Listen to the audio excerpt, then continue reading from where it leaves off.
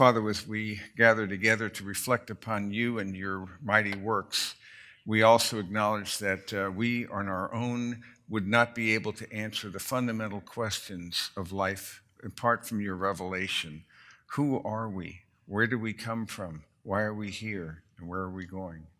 And in the gospel, you provide a vision and your great story, the story of all creation from the beginning and then to the new creation. You have embedded us in that narrative and given us a hope and a purpose and a calling in Jesus, in whose name we pray. Amen. I'm going to go back a few slides from where we left off. I was planning to finish this thing up today, but I'm going to just limit myself to paleontology, and then I'll do astronomy next week and finish it up then. So I'm going to go back a little bit because I don't want to overdo it. I'm glutting you already with stuff, but once we're off of the science material, as you know, we then go to other areas, and then we'll go to something probably, again, I'm very keen on the three basic categories: loving well, which has to do with spiritual formation, your interior life, the quality of excellence in your life and devotion to Jesus.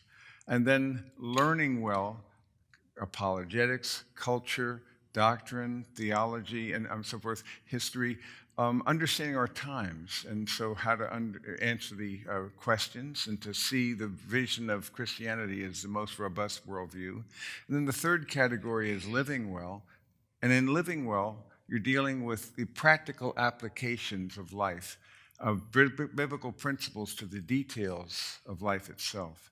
So we're going to switch from, right now, which one is it we're on? It's pretty obvious which one we're on as we're doing this material.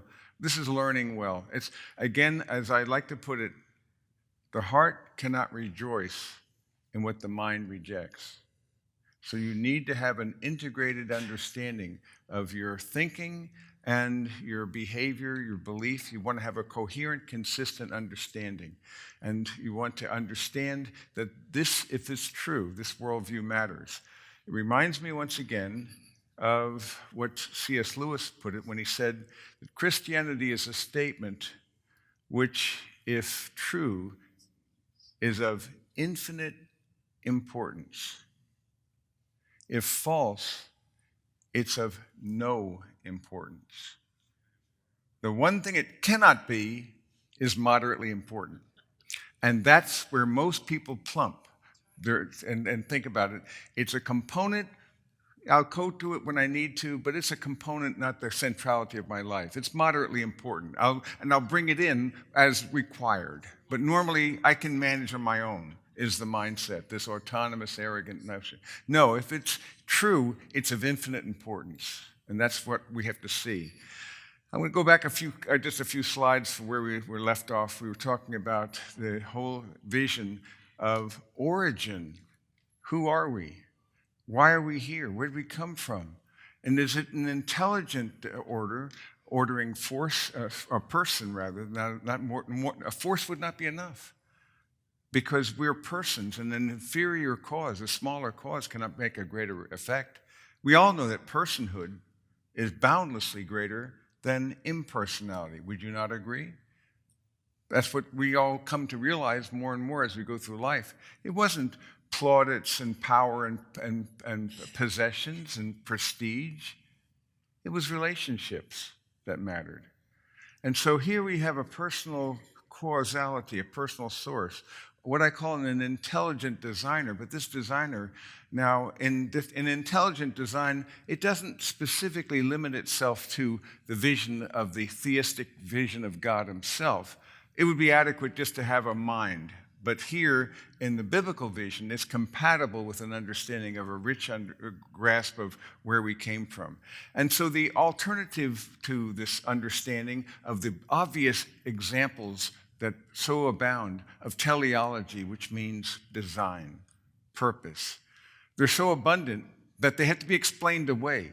And the vehicle by which they explain them away has, since the 1859 especially, with the appearance of Darwin's great book, but remarkable book indeed, the whole idea is that now we can use chance and natural selection. Later, a neo-Darwinian synthesis took place in the 20th century where it was mutations and natural selection. The problem, however, as we've seen, is that mutations are deleterious. They do not benefit, nor do they generate new information. And this is the important principle that you have to have new genes, you have new information. So what we saw before is that matter and energy, as we look at this, is not adequate to account for biological function, you see. It requires an infusion of information, and we describe what information was, specified complexity. And information comes from a mind. And so this is really what's required. And this is why we asked this question about the turtle on the fence post, how did it get there? And there aren't many options for us. It had to be there? I don't think so. Turtles, by definition, are not living on fence posts. It's not part of their DNA. Chance? Maybe a storm blew it up there and planted it right on the top of that fence post. Isn't that amazing? Well, I wouldn't put my money on it to figure out the odds. We naturally, inference to the best explanation, and that's what we've been talking about all along, is inference to the best explanation. You see this outcome, you ask, what's the best way to explain how this could have happened? You see, and that's what we're doing here. Or another way of looking at it, it's when you look at this little creature in the center there, you begin to wonder, this iguana inside the red pepper looks like a stem, doesn't it? But you're pretty confident that that's not something that naturally appeared. You have a pretty good idea of that. And the trilemma of life we talked about before is one possibility is that life had to be here, necessity, and that's not really as in the laws of physics, but it doesn't work. There's no necessity for that at all.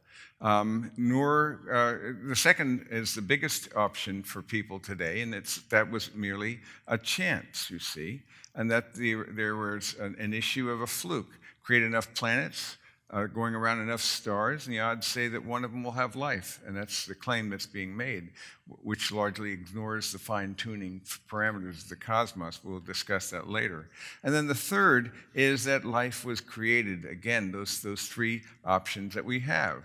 Or another way of looking at it, the same three, is this: DNA, information, because it's the information-rich biomacromolecules in your body are filled with so much information, in fact, that one strand of your DNA in each of your 40 trillion cells could be teased out to 6 feet. I don't know, how is that all? The cell is exceedingly small, and you get 6 feet of information of that material, 3.2 billion nucleotide pairs, and they go around those spirals within spirals. Nobody has a clue as to how all that could be packed in there. It's the most rich information protocol that's known. And so do they have to be this way? No, of course not. So the chances that it just got put together by chance, you see. But you cannot appeal, by the way, to mutations in natural selection, which is Darwinism, because you don't even have life yet. So therefore, you won't have mutations in natural selection. Do you understand the idea? So your problem is getting biogenesis, the very first living cell, and you can't get past that. So forget about Darwinian evolution, but we'll go on from there. So that the third option, someone put it there. And so Francis Crick was made an interesting statement. It's not that he was any believer, but he did make this statement, that an honest man, armed with all the knowledge available to us now, could only state that in some sense the origin of life appears at the moment to be almost a miracle.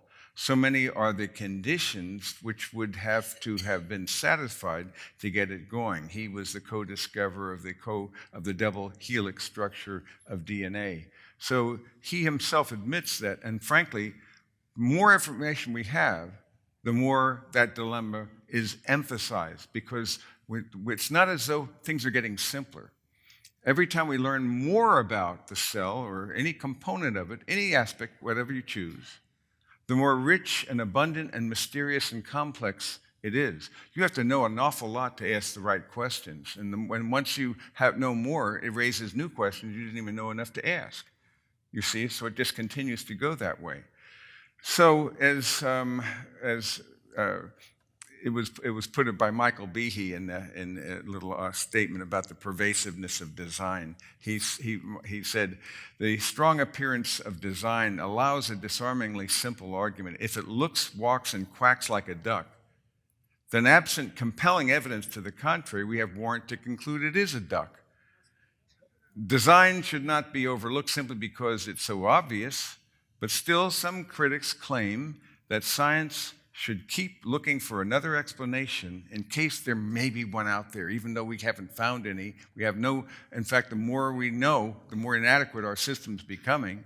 But nevertheless, it's this whole idea of the quest for a possible promissory materialism, I call it. Promissory, maybe we don't have anything at all evidence for it now, but maybe in the future we'll get it.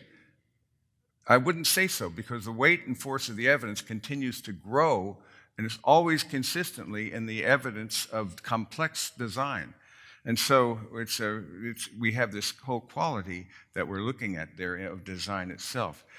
I'm going to just limit myself to design and paleontology in this little time together, and maybe we'll have some extra time.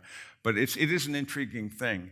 And then we'll look at astronomy and tie the threads together. Now, you weren't planning to go to Sunday school class and get a design and paleontology, were you?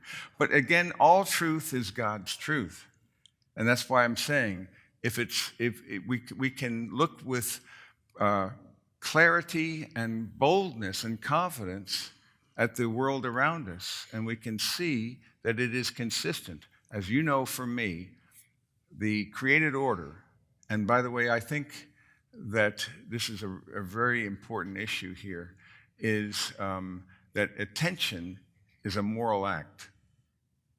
What you attend to, what you pay attention to, is actually not indifferent, not neutral, but a moral act.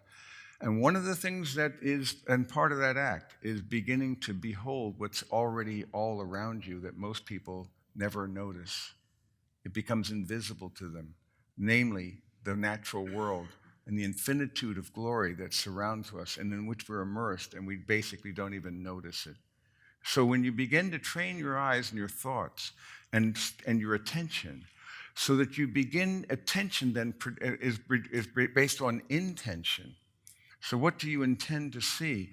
And if God says the heavens are declaring the glory of God, then it would make sense to have an intentional mindset that would give attention to the glory that's around us and pay attention to note. And when you see a sunset, it pleases God because he says, I'm glad you noticed, or a flower, or an insect, or anything like that that declares his glorious splendor. You see my point? So it has to do with paying attention. So as I've told you before, find that nature, the apprehension of the beauty surrounding me, the more you notice, the more you're able to notice. You develop your acuity, your visual acuity, your receptivity. And the more you notice, then it becomes a force multiplier for worship and praise, because I'm now using the visible that point beyond itself to the invisible, which is precisely what God is using. And nature is sacramental insofar as it does, in a very clear way. It is a sacrament. It points beyond itself to an invisible reality that we cannot see. So it is with this area as well in paleontology. One of the most spectacular discoveries of an assemblage of new fossil species was made in 1909 rather, by the American paleontologist Charles Doolittle Walcott. He discovered the Burgess Shale formation in British Columbia. And it was an incredible discovery in 1909. It changed all the rules. And it revealed these Precambrian rocks that had multiple forms, like jellyfish and starfish and trilobites and early mollusks, that were present in these ancient sediments, these Precambrian sediments. And so it has great significance, this fossil discovery. If transitional types between major phyla ever existed, then it would be in these Precambrian strata that they would be found. And so you have the idea that the Cambrian is filled with all these phyla and all these body types and plans. But then you would have expected then their transitional fossils. There would be some precursors in the Precambrian era. What's amazing is there's almost nothing in comparison to what we should expect. Micro versus macroevolution. Microevolution I believe in. I have no problem. Minor adaptations, not a problem here. These things happen. Darwin's finches is always used as an example with the beaks changing and so forth. The funny thing about it is it has nothing to do with changing from one species to another. It has to do with varieties in the beaks, and it has to do with the weather as well, and whether how long the beaks. And there would be definite modifications accordingly. But then, what was fascinating, what was not noticed, is that they always revert back to the same size. You're not having any evidence of actual progression in that. Kettlewell's moss was another thing. These are icons of evolution. I remember being taught that. It was another proof of evolution, that these black moss then actually, when the white moss were replaced by black moss, you see, was evolution. And the reason for it is because in the Industrial Revolution and in England, the darker moss would survive better because of the pollution and so forth. And this was the notion. Actually, as it turns out, both varieties actually existed beforehand. I don't have any problem with adaptation to the circumstances, the microevolution. In other words, the typical business that was raised on, and you were too, these icons that we often hear about, turn out to be trivial in comparison. They're examples of changes within genetic boundaries, and I have no problem with that we have some changes. It's micro. But the presumption that the micro leads to the macro is that's a question altogether different. The macro are major adaptations. These are new body plans and parts. And those would they not imply a major transition? The fact of microevolution then is not a point of dispute. I have no problem with the change within bounded limits. Does it make sense to you there? So we have to, the word is loaded, see, because the assumption is small changes mean large changes. That's a presumption that we can't affirm. Evidence for micro does not demonstrate evidence for macro. I'll make that clearer as we go. So here's an example then of what the vertical side would be macroevolution, you see. So what you have here would be, let's just get this a little bit bigger. So you have a bird, and it eventually changes, you see, and it keeps on changing and becomes a lizard, you see. But what we have on the microevolution is no problem. It's non-controversial. There are various varieties of lizards, you see, and species of lizard. No problem there. But we don't have any such transitions from one to another on the vertical, only on the horizontal. I hope that makes some sense to you there. But the idea then is we have to be careful to see what do we observe. Do we see these transitions in the fossil records? And so we ask this question then. So microevolution, you'd expect some transitionals that would be pretty grotesque, in fact.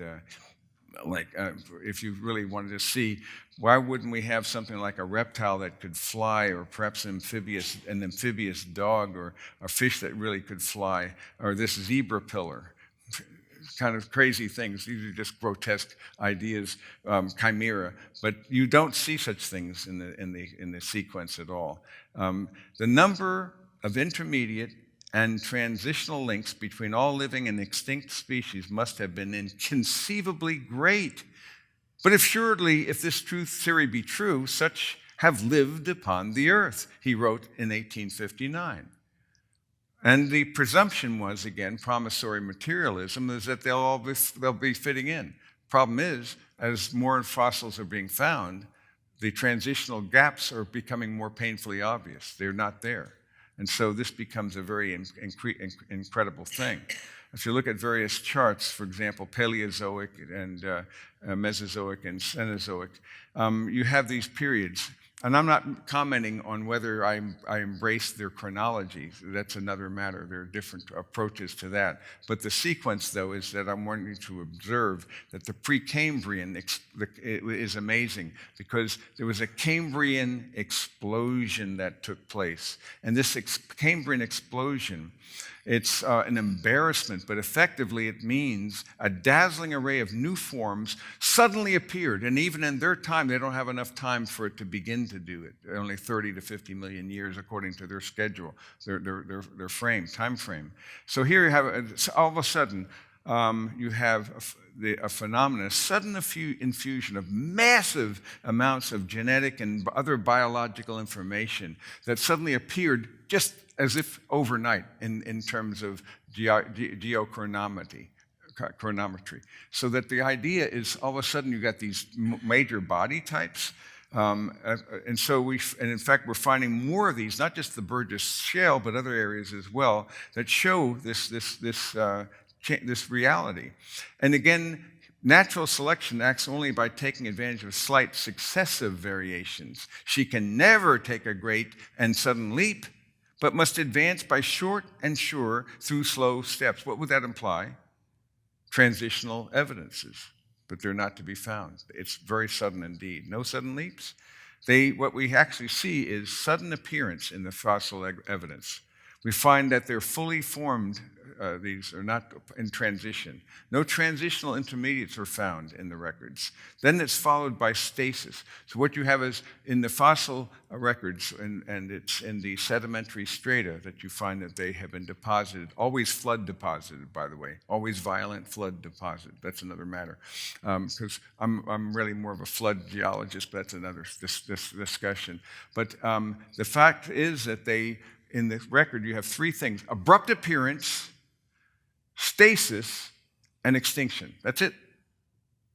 Abrupt appearance, no predecessors. Stasis, no change. That's why we have modern fossils that haven't changed in hundreds of millions of years, according to their thing.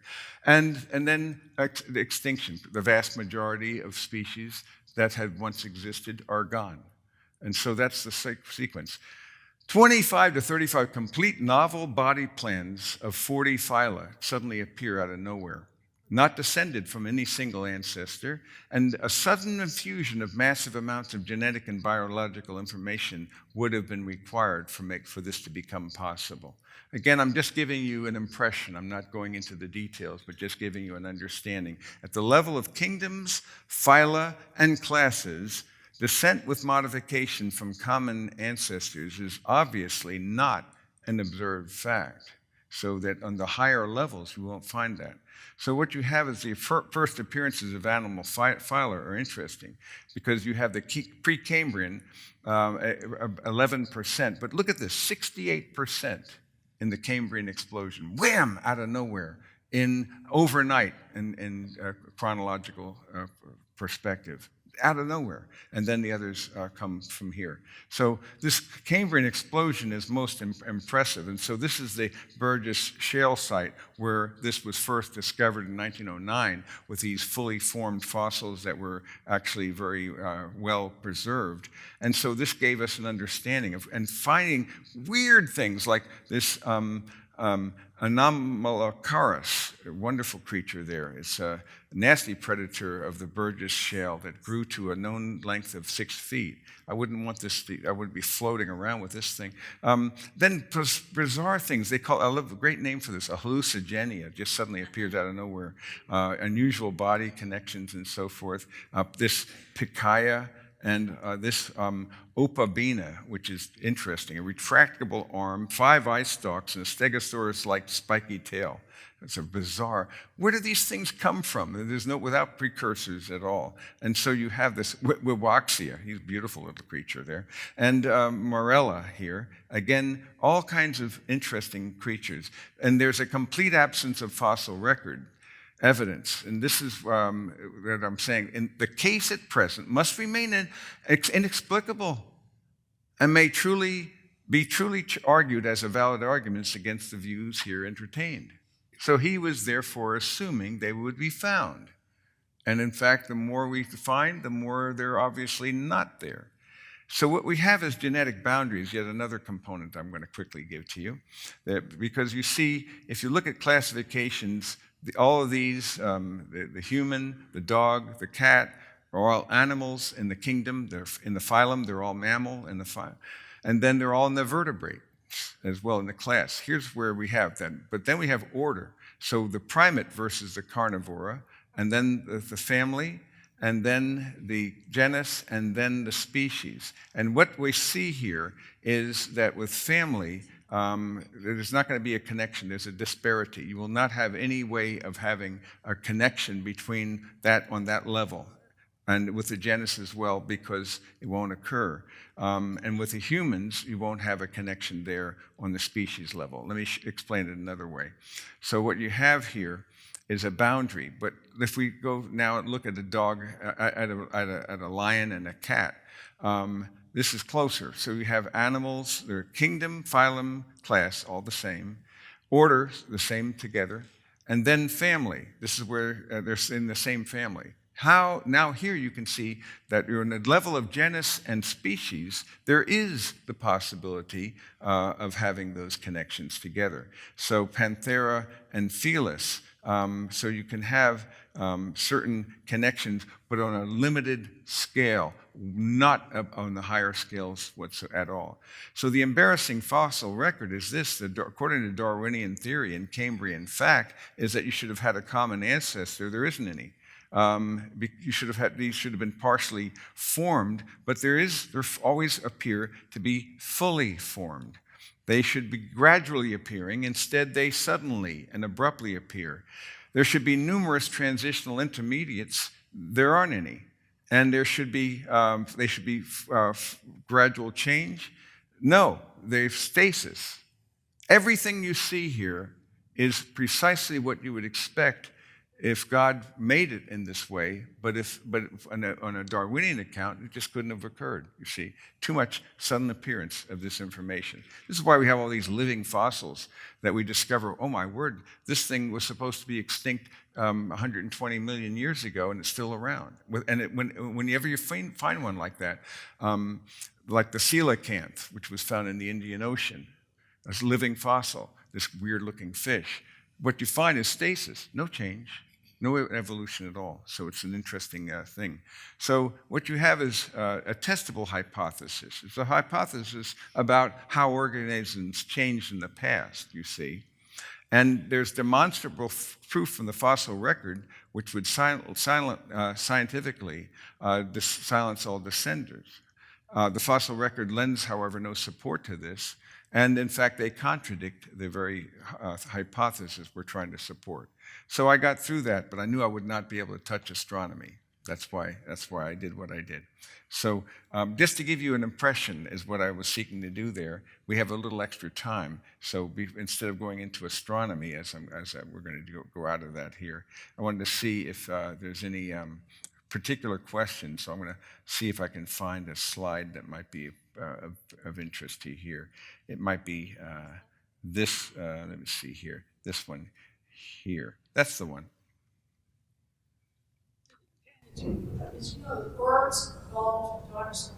This is the claim, but again, because of superficial features like feathers that are supposed to be on there, then we have these suddenly a reinterpretation. We cannot know that much about what many of these things look like, but the feathering thing has always been an interesting approach that they take, and try to make them a continuity. But you're not going to have, what was it called? It was a sudden infusion whereby a bird, a dinosaur lays an egg and out flies a bird. You see, it's a sudden kind of a change. There's no connection, there's no transition between that. The fact that dinosaurs have scaly, there's some scales in their legs. Look, a chicken has scales in its legs, but they must be the same. That's a thin argument. Ontogeny doesn't recapitulate phylogeny. What's a strange way of putting it? It means this. Ontogeny, the way things actually led to another, how they originated, doesn't recapitulate what things look like at phylogeny. In other words, the idea that there's some similar changes or similar features. So if I, for example, compare a sponge, and I wish I had have a photo of it. I think I do, actually. This is going to be fun. You see this flower? Doesn't that look like a sponge? Or like a coral, rather? You see, doesn't it look like a coral? And frankly, it uses the same structure of a coral. But because they have similar appearances, so what you have then doesn't mean that they actually are connected together. So that's what I'm saying here. The idea of the way we describe their appearances and such similar appearances does not mean common origin. Otherwise, you'd have it all over the place, because you have all kinds of parallels between with insects and with underwater creatures and with flowers, which are not at all related to each other, but they have very obvious similarities. The reason for that, by the way, is because God uses math to craft his universe and does things according to certain principles, which you see recurring in various patterns of nature all the time. And so there will be similar patterns, but it doesn't mean that they're related. You see that? I hope that helps a bit. There was a question back there. Yes, Steve, my friend. To say something about that, but I'll ask the question. In my neuroanatomy in medical school, one day I brought in a piece of called brain coral. Brain coral, right. I put it on one of our section trays and left it there for a couple of weeks. No one even noticed the difference. It was just funny to me. It is funny, yeah. So you have all these similarities. If I go to, for example, here, patterns in nature is intriguing because so you're going to see certain similarities and nautilus structures and so forth. This is bacterium, exquisitely complex. And so bubbles and foam and various things like this, you're going to have certain patterns that are going to recur, but that doesn't mean that they're connected one with another, you see. So this is a microscopic image here of the honeycombs of the sea. These are incredible, these radiolarians. I mean, these are phenomenal things.